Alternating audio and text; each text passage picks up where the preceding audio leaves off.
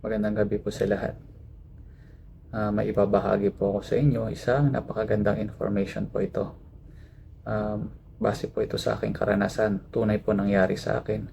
At ibabahagi ko po sa inyo ang katotohanan. Alam ko na lahat tayo ay nag-aantay sa pagbabalik ng Diyos dito sa lupa. Marami nang gumawa ng prediksyon. May mga Bible scholars na matatalino ang nag-calculate sa pagbabalik daw ng Panginoong Hesukristo dito sa lupa. Pero ang tanong, tumama ba ang kanilang mga prediksyon? What if may mga taong binigyan ng Diyos na pahintulot sa mga ganitong mga information? Ang tanong kung maniniwala kayo. Ang ibabahagi ko sa inyong information ay mismo nagmula sa Diyos. Hindi ko po ito gawa-gawa sapagkat mapaparusahan po ako kung nagsisinungaling ako. Ginawa ko ang channel na ito ay sa approval ng Diyos. Alam niya rin na balang araw ng lahat ng ibinigay niya sa aking information ay aking isa sa publiko.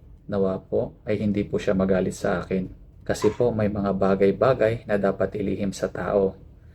May mga information na hindi nila kailangang malaman. Alam ko rin na marami na rin ang nakakaalam nito. Hindi lamang ako. Ang Panginoong Hesus, nung namatay siya, akala natin na ilang libong taon muli at siya ay babalik. Hindi ninyo alam na every generation bumabalik ang Diyos para may gawin siyang mga bagay para sa ating kaligtasan, para sa ating lahat. Hindi lang natin nalalaman ito kasi nag-focus tayo sa pangkamundong mga bagay. Hindi nyo siya hinanap sa inyong mga sarili. Akala ng nakararami na wala dito ngayon ang Diyos sa mundo. Nandirito po ngayon ang Diyos at paulit-ulit tayong nililigtas. Ang sabi sa akin noon ng mga anghel, at ipinakita nila siya sa akin sa aking panaginip. Sabi nila, nagbalik na ang Panginoong Hesukristo dito sa mundo. Hindi po siya nagpapakilala sa atin kung sino siya ngayon sa kanyang katauhan. At ang tanging makakakilala lang sa kanya kung sasabihin ng Diyos Ama sa iyo or kung meron kang spiritual eyes na mataas ang level at mga guide na mga anghel. Alam niyo po ba na ang Diyos sa tuwing bumabalik dito sa mundo, kahit siya ang gumawa ng mundong ito, hindi niya po nilalabag ang mga rules na ginawa niya. Mahirap itong paniwalaan dahil masyado tayong nag-focus sa pagkakabisado at pag-uunawa ng Biblia. Na-program yung ating isipan na fix na yung Bible, na wala ng karugtong ito. Nakalimutan natin na ang Biblia ay guidelines lang para makita at makilala natin siya. Hindi natin in-apply sa ating mga sarili ang katuruan na inilatag niya. Ang sabi noon sa akin ng Diyos Amang makapangyarihan sa lahat, tulungan mo si ganito. Hindi ko babanggitin ang pangalan niya, tulungan mo si ganito. Kasi siya at ako ay isa. Kung ikaw ang nasa kalagayan ko, maniniwala ka ba na ang nagsalita ay nagmula na mismo sa Diyos Amang makapangyarihan sa lahat? Noong nagkausap kami ng Diyos Anak, alam niyo ang sabi ko sa kanya, na gusto ko siyang ipakilala sa aking mga kapatid.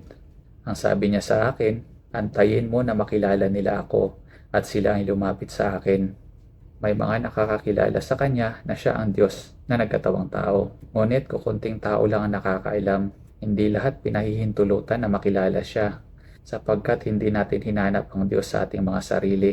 Hindi lahat ay mabibigyan ng spiritual eyes ng Diyos upang makilala siya. May mga taong may mga third eye, pero kung walang pahintulot niya at ng Diyos, hindi nyo pa rin siya makikilala.